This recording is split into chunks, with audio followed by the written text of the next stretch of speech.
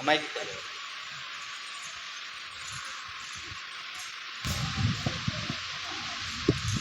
దేవుని పరిశుద్ధ గ్రంథము నుండి ఇర్మియా గ్రంథము 6వ అధ్యాయము 16వ వచనం చదువుకుందాం. యెహోవా ఇలాగు సెలవిచ్చుచున్నాడు, మార్గములలో నిలిచి చూడుడి, పురాతన మార్గములను గూర్చి విచారించుడి, మేలు కలుగు మార్గమేది అని అడిగి అందులో నడుచుకునుడి, అప్పుడు మీకు నెమ్మది కలుగును. అయితే వారు మేము అందులో నడుచుకునమని చెప్పుచున్నారు. దేవుడు తన పరిశుద్ధ వాక్యాన్ని దీవించునుగాక. ఆమేన్. అయితే ప్రార్థించుకుందాం. అందరం తల్లు వంచుకున్నట్లయితే వాక్యము నిమిత్తమై ప్రార్థన మన మధ్యలో ఉన్నటువంటి మరి రాజన్న గారి సతీమణి స్వార్థమ్మ గారు ప్రార్థనలో నడిపిస్తారు. చిన్ని ప్రార్థన, క్లుప్త ప్రార్థన.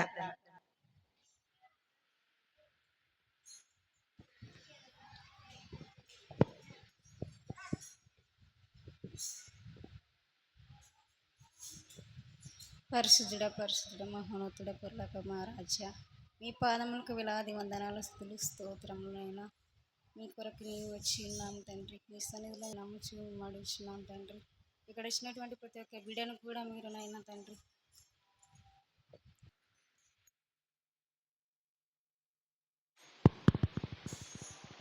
ఈ యొక్క యవనస్తుల ఆరాధన కార్యక్రమంకు ఏర్పాటు చేయబడినటువంటి లేఖన భాగాన్ని మనం చదువుకున్నాం. ఒకసారి చదవండి ఆ లేఖనాన్ని. యెహోవా ఇలాగూ సెలవిచ్చుచు ఉన్నాడు, మార్గములలో నిలిచి చూడుడి, పురాతన మార్గములను గూర్చి విచారించుడి, మేలు కలుగు మార్గమేది అని అడిగి అందులో నడుచుకొనుడి, అప్పుడు మీకు నెమ్మది కలుగును. అయితే వారు మేము అందులో నడుచుకోమని చెప్పుచూ ఉన్నారు. చాలండి. ఈ యొక్క యవనస్తుల ఆరాధన కార్యక్రమంకు ఏర్పాటు చేయబడినటువంటి లేఖన భాగాన్ని మనం చదువుకున్నాం. మన యొక్క అంశము ఏమిటి అంటే, దేవుని మార్గములో నడిస్తే ఎలాంటి మేలులను మనము పొందుకుంటామో కొద్ది నిమిషాలు మాత్రమే దేవుని యొక్క వాక్యాన్ని మనం ధ్యానించుకుందామండి. చాలామంది దేవుని మార్గంలో నడవక తమ ఇష్టమైనటువంటి త్రోవలలో, తమ ఇష్టమైనటువంటి మార్గములలో నడుచుకుంటూ దేవుడిచ్చే దైవాశీర్వాదములను కోల్పోయేవారిగా ఉంటున్నారు. అందుకోసమే ఈ చదువుబడిన లేఖనములలో మనము జ్ఞాపకం చేసుకున్నట్లయితే యెహోవా ఇలాగూ సెలవిచ్చుచు ఉన్నాడు. ఏమని సెలవిస్తూ ఉన్నాడంటే, నా మార్గములలో నడువుడి అని నా మార్గంలో యెహోవా ఇలాగూ సెలవిచ్చుచు ఉన్నాడు, మార్గమును నిలిచి చూడుడి అంటున్నాడు. దేవుని మార్గములో నిలిచి చూడాలి. పురాతన మార్గములను గూర్చి విచారించుడి, పురాతనమైనటువంటి పాత మార్గములను విచారించుడి, మేలు కలుగు మార్గమేది అని అడిగి అందులో నడుచుకొనుడి. ఏది మేలు కలిగినటువంటి మార్గమో ఆ మార్గములలో మనము నడుచుకునే వారిగా ఉండాలి. ఈ లోకంలో అనేక మార్గాలు ఉన్నాయండి, కానీ దేవుని మార్గము మాత్రమే మేలు కలిగించే మార్గం అండి.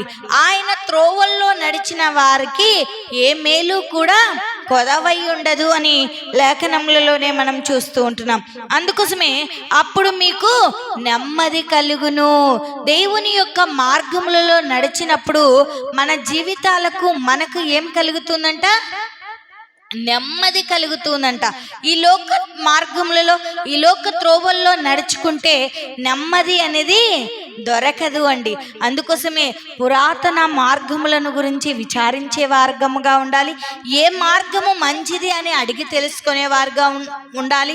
ఏ మార్గంలో నడిస్తే మన జీవితాలకు నెమ్మది కలుగుతుందో ఒకసారి మనలను మనము ఆత్మ పరిశీలన చేసుకుంటూ, ప్రభువా నీ మార్గంలో నడవలేక నువ్విచ్చే నెమ్మదిని నేను పొందుకోలేకపోతూ ఉంటున్నానయ్యా, నీ మార్గంలో నడుచుటకు నాకు కృప చూపు దేవా, నీ మార్గములో నడుచుటకు నన్ను నీ జ్ఞానముతో నింపు ప్రభువా. నీ మార్గములో నడుచుటకు నా యొక్క పాదములను సరిచేయి దేవా. నీ మార్గంలో నడుచుటకు నన్ను నీ శక్తి చేత నిలుపు ప్రభువా అని మనము దేవుణ్ణి అడిగే వారముగా ఉండాలి. అందుకోసమే అక్కడ మనము జ్ఞాపకము చేసుకున్నట్లయితే అక్కడ అంటూ ఉన్నాడు, అయితే వారు మేము అందులో నడుచుకోమని చెప్పుచున్నారు. చాలామంది కూడా దేవుని యొక్క మార్గములలో నడుచుకోండి, మీకు నెమ్మది కలుగుతుంది, మీ జీవితాలకు విశ్రాంతి కలుగుతుంది, మీ జీవితాలను దేవుడు ఎంతో ఆశీర్వదిస్తాడు అంటే దేవుని మార్గంలో నడుచుకోమని చాలామంది కూడా చెప్పేవారు. యవ్వన బిడ్డలు దేవుని మార్గంలో నడుచుక, దేవుని సన్నిధానానికి రాక, దేవుని మందిరంలో ఉండలేక దేవుడిచ్చే దైవాశీర్వాదాలను కోల్పోతూ ఉన్నారండి. ప్రతి యవనస్తుడు, ప్రతి యవనస్తురాలు కూడా ఈ లోక మార్గంలో నడవక, ఈ లోక మార్గంలో ఎక్కడ కూడా నెమ్మది అనేది దొరకదండి. ఈ లోక మార్గంలో ఎక్కడ కూడా ఆత్మకు శాంతి దొరకదండి. దేవుని యొక్క మార్గంలో, దేవుని సన్నిధానంలో మాత్రమే మన జీవితాలకు నెమ్మదిని కలగ చేస్తూ ఉంటుంది అనేది జ్ఞాపకం చేసుకునేవారు. అందుకోసమే మనం ఏ మార్గంలో నడిస్తే మంచిదో ఒకసారి దేవుని మార్గంలో నడిస్తే మన జీవితాలకు ఏం కలుగుతుందంట? మొట్టమొదటిగా నెమ్మది కలుగుతూ ఉందండి. నిజంగా నెమ్మది లేని స్థితిలో ఉంటున్నావా? యవనస్తుడిగా ఉంటున్నావు, యవన కాలంలో దేవుని కాడి మోయలేక, నీ జీవితంలో నెమ్మది లేక సతమతమై జీవిస్తూ ఉంటున్నావేమో. దేవుడి దినాన మనందరితో కూడా మాట్లాడుతున్నాడు. ఓ నా యవన కుమారుడా, ఓ నా యవన కుమార్తెలారా, మీరందరూ కూడా మీ యొక్క జీవితాలకు నెమ్మది కలగాలి అంటే దేవుని మార్గములలో నడిచే వారంగా ఉండాలి. మరి దేవుని మార్గంలో నడవలేక దేవుడిచ్చే నెమ్మదిని కూడా కోల్పోయే వారిగా ఉంటున్నారు. దేవుని మార్గంలో నడిస్తే మొట్టమొదటిగా మన జీవితాల్లో నెమ్మది కలుగుతుంది అనేది జ్ఞాపకం చేసుకునే వారిగా ఉండాలి. రెండోదిగా మనము జ్ఞాపకం చేసుకున్నట్లయితే కీర్తనల గ్రంథము 91వ సంకీర్తన 11వ వచనాన్ని ఒకసారి జ్ఞాపకం చేసుకుందామండి. 91:11. నీ మార్గములన్నిటిలో నిన్ను కాపాడుటకు ఆయన నిన్ను గూర్చి తన దూతలను ఆజ్ఞాపించును. చాలండి. చదువుకున్న లేఖనములలో మనము జ్ఞాపకం చేసుకున్నట్లయితే నీ మార్గములన్నిటిలో నిన్ను కాపాడుటకు, ఎవరి మార్గాల్లో? మన యొక్క మార్గాల్లో దేవుడు కాపాడుటకు మనకి ఎవరిని ఏర్పరుస్తున్నాడంట? తన దూతలను ఏర్పరుస్తూ ఉంటున్నాడు. తన దూతలకు ఆజ్ఞాపిస్తూ ఉన్నాడండి. ఎవరిని? నిన్ను కాపాడుటకు. ఎక్కడా? నువ్వు దేవుని మార్గములలో నడిస్తే, నీవు నడచు మార్గం అంతటిలో కూడా దేవుడు తన దూతలకు ఆజ్ఞాపిస్తూ ఉన్నాడు. అయితే దేవుని మార్గములో నడిస్తే మనకి ఏమి కలుగుతూ ఉంది అంటే, రెండవదిగా కాపాడబడతామండి. ఎక్కడ ఏ త్రోవల్లో కూడా కాపాడబడం. కానీ నిజంగా ఈ లోక మార్గంలో అనేక బస్సులు ప్రయాణిస్తూ ఉంటాయండి. ప్రయాణిస్తుంటే ఎప్పుడు ఏమి సంభవిస్తుందో కూడా తెలియదండి. కానీ దేవుని మార్గంలో నడిస్తే, ఆయన యందు భయభక్తులు కలిగి జీవిస్తే, ఆయన మార్గములను అనుసరించి నడిస్తే ముందుగా నీకు నాకు కూడా తన దూతలకు ఆజ్ఞాపిస్తూ ఉన్నాడు. అంత మాత్రమే కాకుండా నిన్ను నన్ను మనలందరినీ కూడా దేవుడు కాపాడుతూనే ఉన్నాడండి. ఎప్పుడు కాపాడుతాడు? మనం అనుకుంటుంటాం, నేను దేవుని సన్నిధానానికి పోతున్నా, దేవుని మార్గంలో నడుస్తున్నా, కానీ ఎలాంటి మేలు నా జీవితంలో జరగడము లేదు అనుకుంటున్నాం. కానీ దేవుడు మన జీవితాల్లో కంటికి కనబడని ఎన్నో ఆశ్చర్య కార్యములను మనకు చేస్తున్నాడు. ఎంతగానో మనల్ని కాపాడుతూ ఉన్నాడు. మనము నిద్రపోతున్నా కూడా తాను నిద్రపోకుండా, కునుకకుండా, నిద్రపోకుండా మనల్ని ఎంతగానో దేవుడు ఏం చేస్తున్నాడండి? కాపాడుతున్నాడు. నిజంగా రాత్రి వేళల్లో మనం పడుకున్నప్పుడు చచ్చిపోయిన వారితో సమానమేనండి. అయినా కూడా దేవుడు మనల్ని కాపాడుతున్నాడా లేదా? ఎంతగా కాపాడుతున్నాడు. తన ప్రేమ మన పైన ఎంతగా ఉందంటే అంతగా అగాపే ప్రేమను మన పైన చూపిస్తున్నాడు. అయితే మనం మాత్రము అలాంటి ప్రేమను పొందుకొని కూడా దేవుని మార్గములో నడవలేని యవనస్తురాండ్లముగా ఉంటున్నామండి. నిజంగా ప్రతి యవనస్తుడు కూడా లోకానికి బానిసైపోతున్నాడు, కానీ దేవుని సన్నిధానంలో భయభక్తులతో జీవించలేని స్థితిలో ఉంటున్నాడండి. లోకంలో త్రాగుబోతు స్థితిలోనికైనా పడిపోతున్నారు, కానీ ఆయన మార్గంలో ఉండి ఆయన త్రోవల్లో నడుచుకుంటూ ఆయన ఇచ్చే ఆశీర్వాదాలను పొందలేక జీవితాలను భ్రష్టు చేసుకుంటున్నారండి. లోకంలో ఉన్న వారితో స్నేహం చేస్తూ ఉన్నారు, కానీ దేవునితో స్నేహం చేయలేక దేవుడిచ్చే ఆశీర్వాదాలను కోల్పోతూ ఉన్నారండి. లోకంలో ఉన్నటువంటి అనేకమైనటువంటి వారితో స్నేహం చేస్తూ ఉన్నారు, కానీ దేవునితో బాంధవ్యము కలిగి జీవించలేకపోతూ ఉంటున్నారండి. దేవునితో సత్సంబంధమైన జీవితాన్ని కలిగి జీవించలేకపోతున్నారండి. నిజంగా మన జీవితాల్లో ఏదైనా శ్రమ కానీ బాధ కానీ చిన్న యాక్సిడెంట్ కానీ కలిగినప్పుడు ఏమంటామండి? దేవుడు నా పైన కనికరమే చూపడం లేదండి, దేవుడు నన్ను కాపాడలేదండి. ఎక్కడ మనలో అవివేకాన్ని ఉంచుకొని దేవుడు మనల్ని కాపాడలేదంటున్నామండి. ఎంత అవివేకమో చూడండి. నిజంగా ఒకసారి జ్ఞాపకం చేసుకున్నట్లయితే మనము నడిచే మార్గం అంతటిలో కూడా దేవుడు ఏం చేస్తున్నాడు? కాపాడుతూ ఉన్నాడు. అంత మాత్రమే కాకుండా ముందుగానే ఆయన తన దూతలకు ఆజ్ఞాపిస్తూ ఉన్నాడండి. అయితే నిన్ను ఎంతగా కాపాడుతూ ఉన్నాడంటే చెప్పలేనంతగా దేవుడు కాపాడుతూ ఉన్నాడండి. ఎప్పుడు? నువ్వు దేవుని మార్గంలో నడిచినప్పుడు అండి. చాలామంది దేవుని సన్నిధానానికి రాలేక దేవుడిచ్చే ఆశీర్వాదాలను కోల్పోయేవారిగా ఉంటున్నారండి. మన సంఘంలో యవనస్తులు అనేకులు ఉన్నారండి. ఇంట్లో ఖచ్చితంగా 3 ఉన్నారండి. ఉన్నారా లేదా? పెద్దవాళ్ళే 15 years 15 సంవత్సరాల నుంచి వయసు కలిగినటువంటి వారు ఇంట్లో ఖచ్చితంగా 2 లేదా 3 ఖచ్చితంగా ఉన్నారు. కానీ తల్లిదండ్రులు మాత్రము దేవుని సన్నిధానానికి వెళ్ళురా అని చెప్పలేని స్థితిలో ఉంటున్నారు. ఎంత అవివేకం ఒక్కసారి జ్ఞాపకం చేసుకుందామండి. లోకంలో అమ్మ నేను అక్కడికి వెళ్తున్నాను, నా ఫ్రెండ్స్ దగ్గరికి వెళ్తున్నాను, వారి ఇంటి దగ్గరికి వెళ్తున్నానంటే వెళ్ళు అని చెప్తున్నాం, కానీ దేవుని మార్గంలో నడువు అని చెప్పలేకపోతున్నాం. దేవుడిచ్చే జ్ఞానాన్ని పొందు అని చెప్పలేనటువంటి వారిగా ఉంటున్నాం. ఎంత అవివేకమో ఒక్కసారి జ్ఞాపకం చేసుకోండి. పిల్లలను సరైన త్రోవల్లో నడిపించే తల్లిదండ్రులముగా ఉండాలండి. పిల్లలు చెడిపోయినప్పుడు బాధపడట కంటే చెడిపోకముందే వారి సరైన మార్గంలో నడిపించే తల్లిదండ్రులముగా ఉండాలండి. అందుకోసమే ఇది మనల్ని మనము ఒక్కసారి జ్ఞాపకం చేసుకుందామండి. దేవుని మార్గంలో నడిస్తే మొట్టమొదటిగా ఏం కలుగుతుంది అంటే నెమ్మది కలుగుతుంది. రెండోదిగా దేవుని మార్గంలో నువ్వు నడిస్తే ఎక్కడ ఉన్నను, ఏ స్థితిలో ఉన్నను, ఏ స్థలంలో వెళ్ళినను కూడా దేవుని మార్గంలో ఉన్నావు గనక దేవుడు నిన్నేం చేస్తున్నాడు? కాపాడుతూ ఉన్నాడు. తన దూతలకు కూడా ఆజ్ఞాపిస్తూ ఉన్నట్లు మనం చూస్తూ ఉంటున్నాం. నిజంగా మనం జ్ఞాపకం చేసుకున్నట్లయితే దేవుని మార్గంలో నడిస్తే ఎలాంటి మేలు కలుగుతుంది? మూడోదిగా జ్ఞాపకం చేసుకున్నట్లయితే యెహోషువ గ్రంథము 1వ అధ్యాయము 8వ వచనాన్ని ఒకసారి జ్ఞాపకం చేసుకుందాం. యెహోషువ గ్రంథము 1వ అధ్యాయము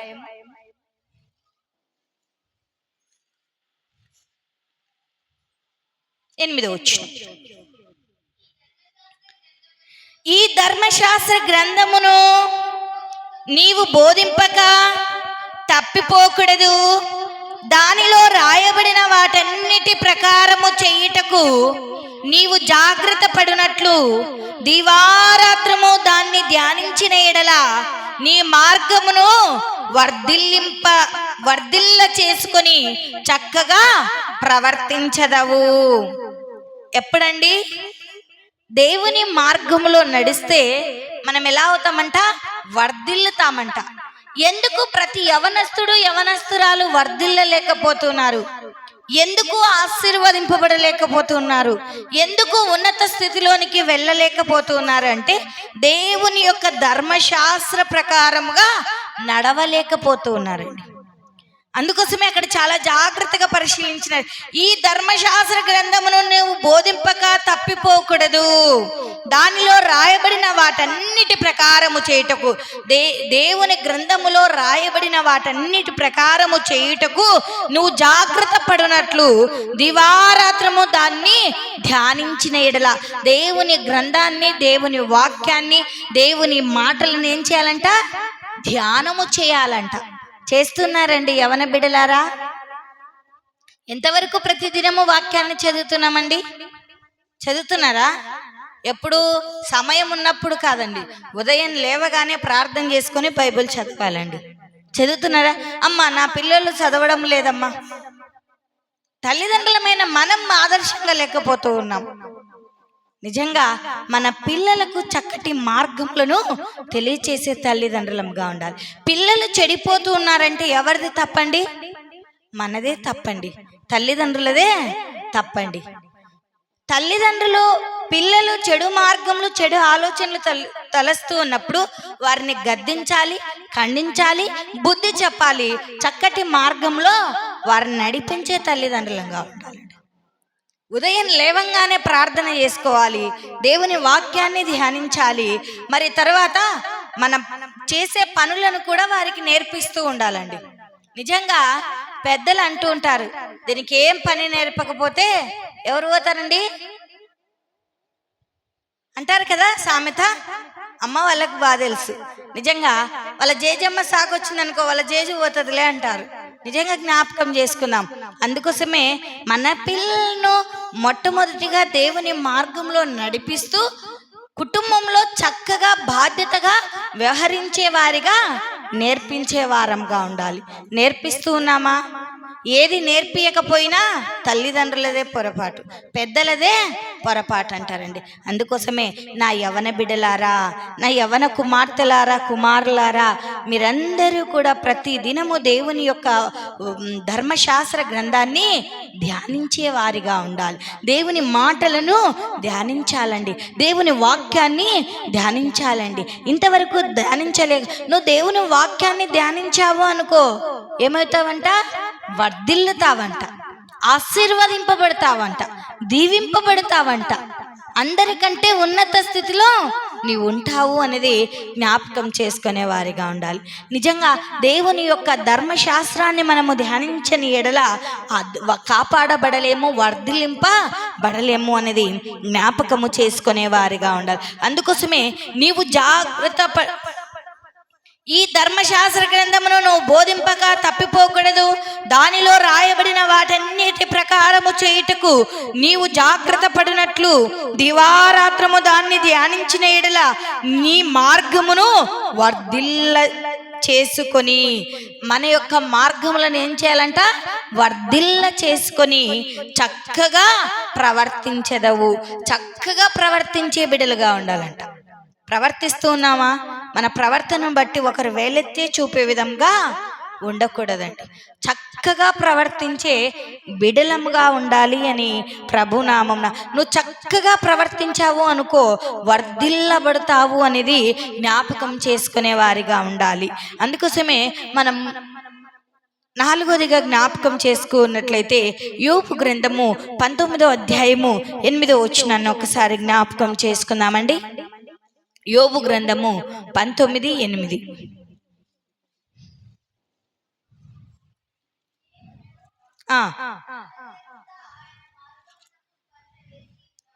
నేను దాటలేకుండా ఆయన మార్గమునకు కంచె వేసి ఉన్నాడు, నా త్రోవలను చీకటి చేసి ఉన్నాడు. ఆయన నా ఘనత కొట్టివేసి ఉన్నాడు, తల మీద నుండి నా కిరీటము తీసివేసి ఉన్నాడు. 7వ వచనాన్ని ఒక్కసారి చదువుకుందామండి. నా మీద బలాత్కారము జరుగుచూ ఉన్నది, నేను మొరపెట్టుచూ ఉన్నాను గాని నా మొర అంగీకరింపబడదు. సహాయము నిమిత్తము నేను మొరలిడుచున్నాను గాని న్యాయము దొరకదు. నేను దాటలేకుండా నాకు ఆయన నా మార్గమును కంచె వేసి ఉన్నాడు. నిజంగా మన మార్గములకు కంచె వేయబడుతుంది. దేవుని మార్గంలో నడిస్తే మన మార్గంలోకి ఏమేస్తారంట? కంచె వేస్తాడంట. నిజంగా ఈ మధ్య కాలాల్లో కంచె అనేది స్త్రీలకు ఎక్కడా లేదండి. ఉందా? ఎప్పుడు ఏం జరుగుతుందో, పిల్లలను వదిలి వెళ్ళాలంటే కూడా, అవునా కదా, నిజంగా జ్ఞాపకం చేసుకో. కానీ దేవుని మార్గంలో నడిస్తే నీ చుట్టూ కూడా కంచె వేయబడుతుంది. యోబు కుటుంబానికి ఏ రీతిగా అయితే దేవుడు కంచె వేసి ఉన్నాడో, మన కుటుంబాలకు కూడా దేవుడు ఆ రీతిగా కంచె వేసి ఉంటాడు అనేది జ్ఞాపకం చేసుకునే వారిగా ఉండాలి. చివరిగా జ్ఞాపకం చేసుకుని ముగించేసుకుందామండి. యోషువ గ్రంథము 1వ అధ్యాయము 9వ వచనాన్ని జ్ఞాపకం చేసుకుందామండి.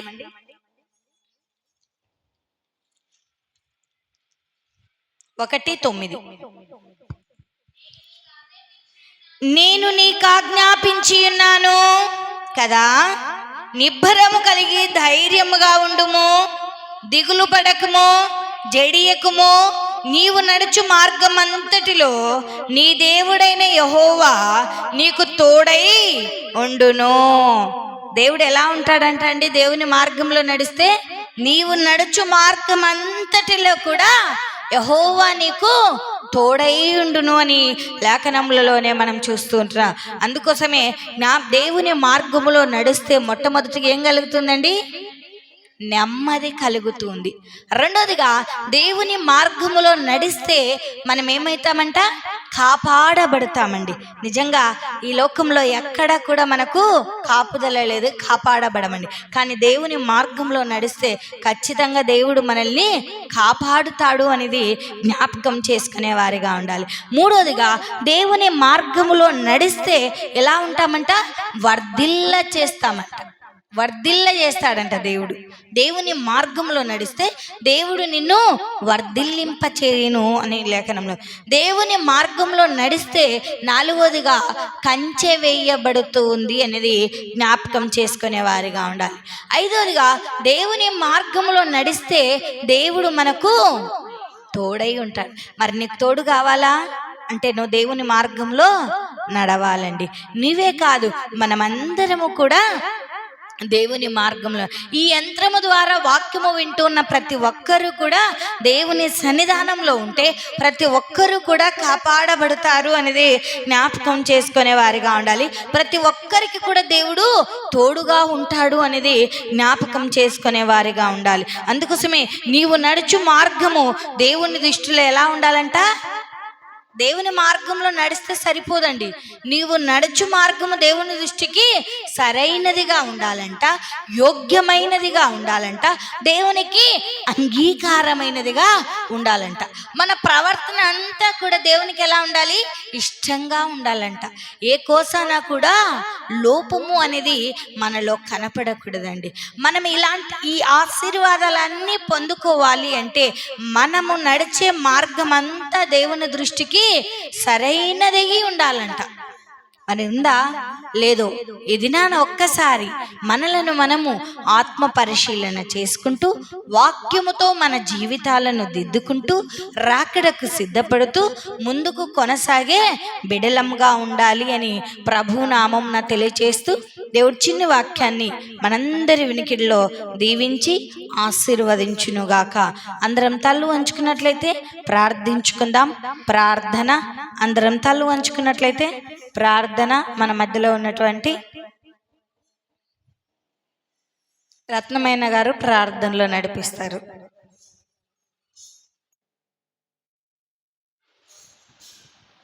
అందరూ తలలంచినట్టయితే ప్రార్థన చేసుకుందాం. కృపా సత్య సంపూర్ణుడైన మా ప్రియ పరలోకపు తండ్రి, నీ పరిశుద్ధమైన నామాన్ని బట్టి స్తుతులు స్తోత్రములు చెల్లిస్తున్నాం ప్రభా. అవును తండ్రి, ఇంతవరకు ప్రభా అమ్మగారు చెప్పిన వాక్యము మా అందరి హృదయాలలో ఫలింప చేయమని ప్రార్థిస్తున్నాం ప్రభా. నైనా నీ వాక్యం సరంగా, నీ ఆజ్ఞల సరంగా నడుచుకొని తండ్రి, నీవు చూపే మార్గం అంతటిలో ప్రభా నైనా మా అందరకు తోడుగా ఉండి నడిపిస్తావని ప్రార్థిస్తున్నాం ప్రభా. నైనా నీ చక్కటి మార్గంలో మమ్మల్ని అందరినీ నడిపించు ప్రభా. కృప చూపండి నైనా. నువ్వు చూపే ప్రేమ శాశ్వతమైన ప్రేమ తండ్రి. నైనా ఎటువంటి ఘోర పాపునైనా క్షమించే దేవుడు, రక్షించే దేవుడు ప్రభా. నైనా హాస్పిటల్లో ఉన్న తండ్రి పూర్తును జ్ఞాపకం చేసుకొని ప్రభా వారిని నా తండ్రి వారి శరీరం అంతా నీ హస్తంతో ముట్టి ప్రభా బాగు చేయమని ప్రార్థిస్తున్నాం ప్రభా. నైనా ఇంకా ఎందరైతే ఆరోగ్యం లేక బాధపడుతుంటున్నారో వారందరినీ నా తండ్రి ప్రతి కుటుంబాలను జ్ఞాపకం చేసుకోండి ప్రభా. నైనా నీవు స్వస్థపరుస్తూనే ప్రభా ప్రతి వ్యాధుల నుండి తొలగిపోతాయి ప్రభా. నీవు కనికరం చూపుతూనే ప్రభా ప్రతి రోగి స్వస్థపరుస్తాడు ప్రభా. తండ్రి నీ దయ నీ కనికరము మా అందరిపై చూపించి ఆశీర్వదించి మంచి ఆరోగ్యాలు బలమునిచ్చి ఆశీర్వదిస్తావని ఈ చిన్న ప్రార్థనను నీకు అప్పగించుకుంటూ ప్రభు అయిన యేసుక్రీస్తు నామమున ప్రార్థించి స్తుతించి అడిగి వేడుకుంటున్నాం మా తండ్రి. ఆమేన్. పరిచారకులు వచ్చినట్లయితే కానుకలు పట్టుకుందాం. కానుకలు పడుతుండగా పాట పాడి వినిపించండి.